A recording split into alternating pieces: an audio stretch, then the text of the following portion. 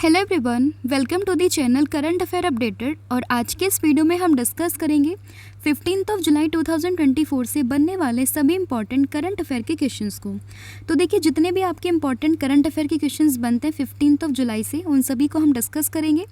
तो वीडियो को आपको लास्ट तक ज़रूर देखना है, क्योंकि लास्ट में मैंने कुछ इंपॉर्टेंट क्वेश्चंस आपके लिए रखे हैं जो कि डेफिनेटली आपके एग्ज़ाम के पॉइंट ऑफ व्यू से काफ़ी इंपॉर्टेंट है।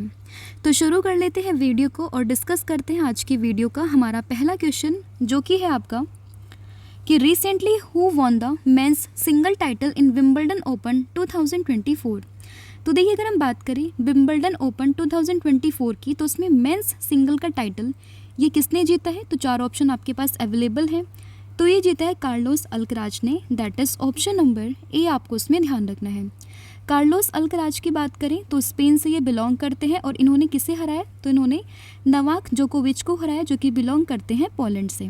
ठीक है, तो पोलैंड के खिलाड़ी हैं नोवाक जोकोविच। उन्हें हराकर कार्लोस अल्कराज ने विंबलडन ओपन 2024 का मेंस सिंगल का टाइटल ये अपने नाम कर लिया है। तो ये आपको इसमें ध्यान रखना है। अब देखिए, इसमें क्या होता है, साल में 4 टूर्नामेंट आपके होते हैं, जिसमें सबसे पहले आपका होता है कौन सा? ये होता है आपका ऑस्ट्रेलियन ओपन। उसके बाद आपका होता है फ्रेंच ओपन। उसके बाद होता है विंबलडन ओपन, जो कि फ़िलहाल चल रहे हैं।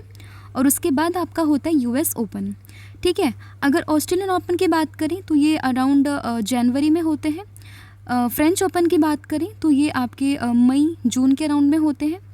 विंबलडन ओपन ये आपके जून जुलाई में होते हैं। और वहीं अगर हम बात करें यूएस वाला, तो ये होता है आपका अराउंड अगस्त सितंबर में। अगर हम ऑस्ट्रेलियन की बात करें तो मेंस सिंगल का टाइटल 2024 में ये किसने जीता था? तो ये जीता था जेनिक सिनर ने। और वहीं अगर हम बात करें वुमेंस की, तो ये जीता था किसने? आर्यना सबलेंका ने। इंपॉर्टेंट है, इसलिए मैं डिस्कस कर रही हूँ। फ्रेंच ओपन की बात करें तो उसमें मेंस सिंगल का टाइटल ये जीता था कार्लोस अल्कराज ने। और वुमेंस का अगर हम बात करें तो ये जीता था किसने? ये जीता था ईगा स्विटेक ने। और विंबलडन ओपन अभी चल रहे हैं, जिसमें मेंस सिंगल का टाइटल ये जीत लिया कार्लोस ने ही। और विमेंस का अभी डिक्लेरेशन नहीं हुआ है, जैसे ही वो होगा उसको भी हम फर्दर डिस्कस कर लेंगे। तो इतना आपको इसमें ध्यान रखना है कि कार्लोस अल्कराज ने जीत लिया है क्या? विंबलडन ओपन 2024 का मेंस सिंगल का टाइटल। डिस्कस करते हैं अगला क्वेश्चन, जो कि है हमारा recently legend Jimmy Anderson retire from international cricket, he belongs to which country? तो देखिए, जिम्मी एंडरसन की बात करें तो इन्होंने अभी इंटरनेशनल क्रिकेट से रिटायरमेंट यहाँ पर ले ली है। और ये बिलोंग करते थे कौन सी कंट्री से? तो आपको याद होगा, ये बिलोंग करते थे इंग्लैंड से। तो ऑप्शन नंबर ए आपको इसमें ध्यान रखना है कि इंग्लैंड से बिलोंग करते थे जिम्मी एंडरसन, जिन्होंने अभी इंटरनेशनल क्रिकेट से यहाँ पर रिटायरमेंट ले लिया है। इसके अलावा देखिए, अगर हम बात करें न्यूजीलैंड की, तो रिसेंटली ट्रेंट बोल्ट उन्होंने भी संन्यास लिया है अभी अपने क्रिकेट से। ऑस्ट्रेलिया से बात करें तो डेविड वार्नर ने भी संन्यास लेने की घोषणा यहाँ पर कर दी है। इसके अलावा इंडिया से अगर हम बात करें तो इंडिया में T20 इंटरनेशनल फॉर्मेट से विराट कोहली, रोहित शर्मा और इसके अलावा रविंद्र जडेजा, इन सभी ने संन्यास ले लिया है। तो ये भी आपको इसमें ध्यान रखना है, क्योंकि रीसेंट रिटायरमेंट थी ये क्रिकेट से, तो इसलिए आपको पता होना चाहिए। न्यूजीलैंड से ट्रेंट बोल्ट है, ऑस्ट्रेलिया से डेविड वार्नर और इंडिया के T20 इंटरनेशनल फॉर्मेट से हैं विराट कोहली, रोहित शर्मा और रविंद्र जडेजा। तो ये सभी इन्फॉर्मेशन आपको इस क्वेश्चन से ध्यान रखनी है। डिस्कस कर लेते हैं अगला क्वेश्चन, जो कि है recently which organization release SDG यानी कि sustainable development goal India index 2023-24। तो देखिए, SDG इंडिया इंडेक्स 2023-24 ये किसने किस ऑर्गेनाइजेशन ने इसको रिलीज़ किया है?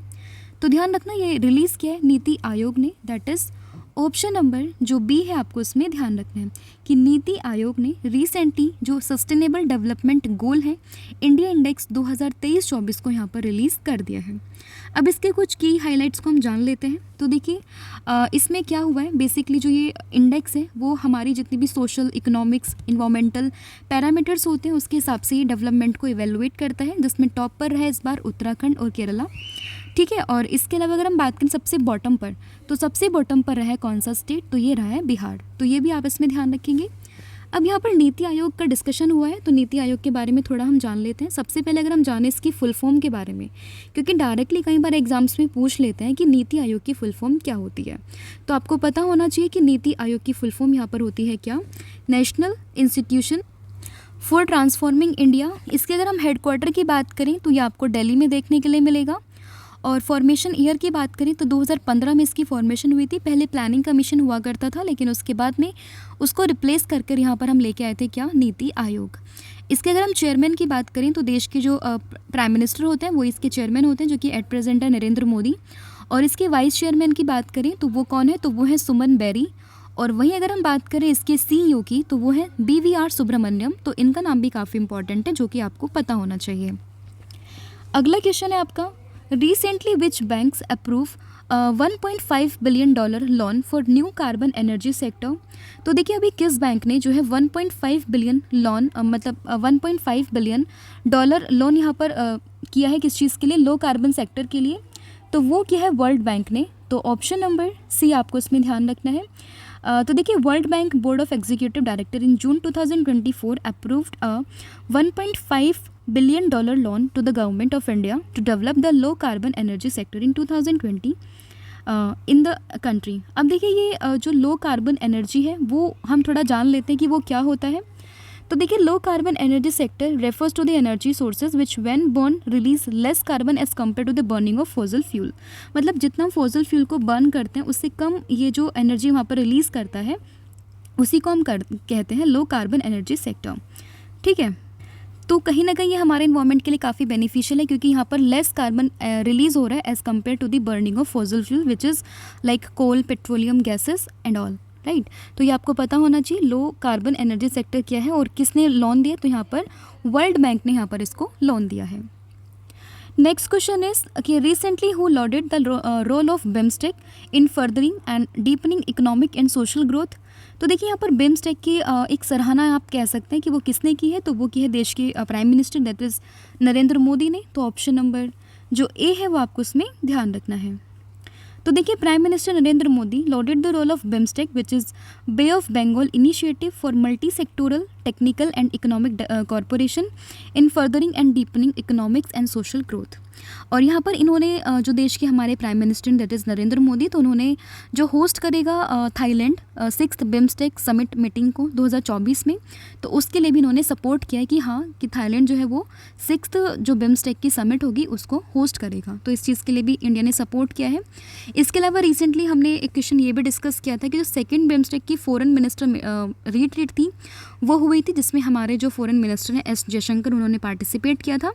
अब आप मुझे कमेंट करके बताओगे कि बिम्स्टेक इसका हेडक्वार्टर कहाँ पर है, इसकी फॉर्मेशन ईयर आपको बताना है, इंडिया इसका मेंबर है या नहीं ये भी आपको कमेंट करना है। और इसके अलावा जो 2nd BIMSTEC foreign minister retreat हुई थी ये कहाँ पर ऑर्गेनाइज हुई थी, इसका भी आंसर आप मुझे कमेंट करके बताओगे। डिस्कस कर लेते हैं अगला क्वेश्चन, जो कि है Bihar has appointed a transgender person as a police sub inspector for the first time, who was she.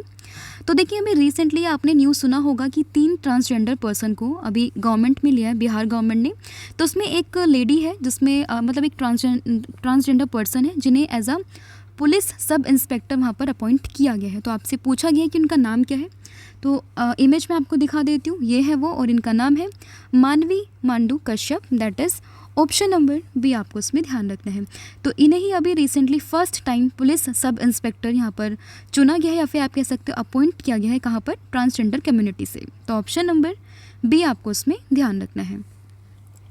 तो देखिए for the first time in the state the Bihar government has appointed a transgender person Manvi Mandu Kashyap as a sub inspector of police, and Kashyap express gratitude to the chief minister Nitish Kumar for the chance in a statement to the media. अब नीतीश कुमार की बात करें तो देखिए बिहार की 9वीं बार यानी कि 9th time ये चीफ मिनिस्टर यहाँ पर बने हैं। और अगर हम बिहार की बात कर लेते हैं तो इसकी जो राजधानी यानी कि कैपिटल है तो वो हो जाएगी क्या, पटना। तो ये भी आप इसमें ध्यान रखिएगा।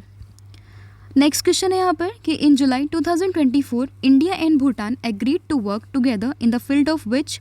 तो देखिए जुलाई 2024 में इंडिया और भूटान ने रिसेंटली क्लाइमेट चेंज और इन्वायरमेंट को लेकर एक एग्रीमेंट किया कि दोनों साथ मिलकर इस टॉपिक पर, इस मुद्दे पर यहाँ पर हम काम करेंगे। तो ऑप्शन नंबर जो बी है वो आपको इसमें ध्यान रखना है। तो देखिए रिसेंटली जो क्लाइमेट चेंज है वो बहुत बड़ा कंसर्न बन चुका है ऑल ओवर द वर्ल्ड, तो उसी को लेकर इंडिया और भूटान के बीच में एग्रीमेंट हुआ है कि वो इस टॉपिक को लेकर, इस मुद्दे को लेकर वो साथ में काम करेंगे। तो ऑप्शन नंबर बी आपको इसमें ध्यान रखना है। जैसे कि यहाँ पर मेंशन किया हुआ है कि India and Bhutan have agreed to work together in the areas of climate change, air quality, forest wildlife management and capacity building in the field of environment and climate changes. तो ये आप इसमें ध्यान रखिएगा। कंट्री कौन कौन सी है, तो ये है आपकी India and Bhutan. Next question is Vizhinjam international sea port welcome its first container ship San Fernando, this port is located in which state. तो देखिए डायरेक्टली भी आपसे पूछ सकते हैं कि ये पोर्ट कहाँ पर है, तो आपको बताना है कि पोर्ट कहाँ पर है, तो ये है आपका केरला में, दैट इज़ ऑप्शन नंबर। ये आपको उसमें ध्यान रखना है कि जो इंटरनेशनल सी पोर्ट है जहाँ पर फर्स्ट कंटेनर शिप यहाँ पर वेलकम की गई है, तो ये है आपका केरला में, that is option number A, आपको उसमें ध्यान रखना है। फिर which state government has decided to ban the sale of high caffeine energy drink near schools, की स्कूल के पास में किस गवर्नमेंट ने ये डिसाइड किया कि वो स्कूल के आसपास में जो हाई कैफीन एनर्जी ड्रिंक है उस पर बैन करेंगे। तो ये भी रिसेंटली अनाउंसमेंट की है किसने, महाराष्ट्र गवर्नमेंट ने, that is option number D. आपको इसमें ध्यान रखना है कि चिल्ड्रंस के बीच में, मतलब बच्चों के बीच में कंसर्न है कि वो बहुत ज़्यादा एनर्जी ड्रिंक के एडिक्ट हो चुके हैं। आपने देखा होगा कि बहुत सारी एनर्जी ड्रिंक मार्केट में आ रहे हैं जिसके बच्चे बहुत ज़्यादा एडिक्ट यहाँ पर हो चुके हैं। तो उसी चीज़ को मद्देनज़र रखते हुए जो महाराष्ट्र गवर्नमेंट है उसने डिसाइड किया है कि जो स्कूल के आसपास, मतलब अराउंड 500 मीटर की रेडियस में, वहाँ पर कोई भी ऐसी शॉप, कोई भी ऐसी मतलब कुछ भी ऐसा नहीं होगा जहाँ पर कि हाई कैफीन कंटेंट वाला कोई भी एनर्जी ड्रिंक वहाँ पर सेल हो। तो ये इनिशिएटिव किस गवर्नमेंट का है, तो ये है महाराष्ट्र गवर्नमेंट का। फिर the government has decided to observe the which date every year as a Samvidhan Hatya Diwas. तो देखिए वैसे तो काफ़ी कंट्रोवर्शियल क्वेश्चन है, to be very frank, but यहाँ पर पूछा गया है आपसे तो हम बता देते हैं कि संविधान हत्या दिवस के रूप में मनाने की घोषणा गवर्नमेंट ने की है किसको, 25 जून को। तो ऑप्शन नंबर डी आप इसमें ध्यान रखिएगा कि सेंटर डिक्लेयर जून 25 एज संविधान हत्या दिवस। तो ऑप्शन नंबर डी आपको उसमें ध्यान रखना है।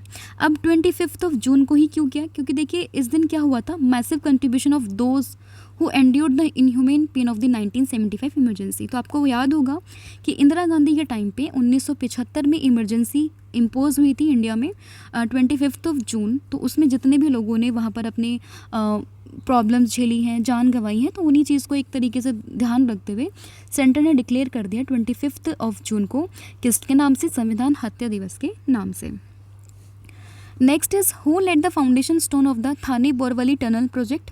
तो देखिए थाने बोरवली टनल प्रोजेक्ट, ये भी रिसेंटली इसका फाउंडेशन स्टोन किसने किया है, नरेंद्र मोदी ने। ऑप्शन नंबर ए आपस में ध्यान रखिएगा। तो देखिए रिसेंटली नरेंद्र मोदी ने मुंबई में क्या किया कि काफ़ी सारे इंफ्रास्ट्रक्चर प्रोजेक्ट को इनॉग्रेट किया, जिसमें अराउंड 29,000 करोड़ रुपीज़ यहाँ पर इन्वेस्ट किए, जिसमें लोकमान्य तिलक टर्मिनस, साथ ही में छत्रपति शिवाजी महाराज टर्मिनस स्टेशन, और इसके अलावा काफ़ी सारे क्रूशियल रोड्स, रेलवे, पोर्ट, ये सभी शामिल है। और इसी के साथ साथ जो थाने बोरीवली वाला टनल प्रोजेक्ट है उसके लिए भी हमारी सरकार ने 16,600 करोड़ रुपीज़ यहाँ पर इन्वेस्ट किए हैं। तो ये आपको ध्यान रखना है किसने इसको एक तरीके से इनॉग्रेट किया, तो ये किया नरेंद्र मोदी ने। फिर who among the following has won the bronze medal in shotgun junior world cup in Italy. तो देखिए ब्रॉन्ज मेडल यहाँ पर किसने जीता है, shotgun junior world cup in Italy, तो ये जीता है Sabeera Haris, that is option number B, आप इसमें ध्यान रखिएगा। तो सबीरा हैरिस ने ब्रॉन्ज मेडल यहाँ पर जीत लिया है। शॉटगन जूनियर वर्ल्ड कप कहाँ पर हो रहे हैं, ये हो रहे हैं इटली में। तो ये तो ब्रॉन्ज मेडल की बात हुई है, इंडिया से बिलोंग करते तो अगेन इसलिए इंपॉर्टेंट हो जाता है। तो आपसे डायरेक्टली पूछ भी सकते हैं कि रिसेंटली सबीरा हैरिस देखी गई है वो कौन से गेम से रिलेटेड है, तो वो शॉटगन से है। और यहाँ पर जो गोल्ड मेडल की बात करें तो ये जीता है कैरी गैरिसन ने, और सिल्वर मेडल की बात करें तो ये सोफिया गोरी जो कि बिलोंग करती है इटली, उन्होंने जीता है। फिर the supreme court collegium has appointed justice Gurmeet Singh as a new chief justice of high court of which state. तो देखिए रिसेंटली जस्टिस जो गुरमीत सिंह है वो रिसेंटली मध्य प्रदेश के जो हाई कोर्ट है उसके चीफ जस्टिस यहाँ पर चुने गए हैं। तो ऑप्शन नंबर डी आपस में ध्यान रखिएगा कि गुरमीत सिंह को recently Madhya Pradesh high court के चीफ जस्टिस के रूप में अपॉइंट किया गया है। तो ऑप्शन नंबर डी आपको उसमें ध्यान रखना है। इसके अलावा अगर हम बात करें तो नितिन जामदार को ये होंगे चीफ जस्टिस ऑफ केरला, और इसके अलावा जस्टिस के आर श्रीराम ये होंगे chief justice of Madras high court. तो इनका नाम भी यहाँ पर अभी मतलब अपॉइंट किए जा चुके हैं, तो इनके नाम भी आपको ध्यान रखने हैं। फिर who is the name of NATO general secretary who was given America highest civilian order. तो देखिए रिसेंटली जो यूएस के प्रेसिडेंट है जो बाइडन, तो उन्होंने नाटो के जो सेक्रेटरी जनरल थे, नाम था इनका जेम्स स्टोल्टेनबर्ग, इन्हें अमेरिका का हाईएस्ट सिविलियन ऑनर यहाँ पर दिया है, तो ऑप्शन नंबर डी आप इसमें ध्यान रखिएगा।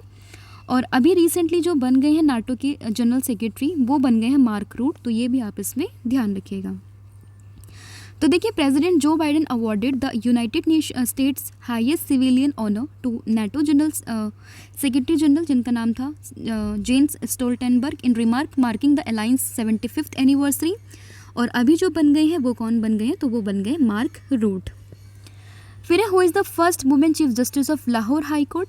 तो देखिए, फर्स्ट वुमेन चीफ जस्टिस जो बनी है लाहौर हाई कोर्ट की, वो बन गई justice Alia Neelam, that is option number A. Image में आप देख सकते हैं ये हैं जस्टिस आलिया नीलम, जो कि बन गई है first women chief justice of Lahore high court.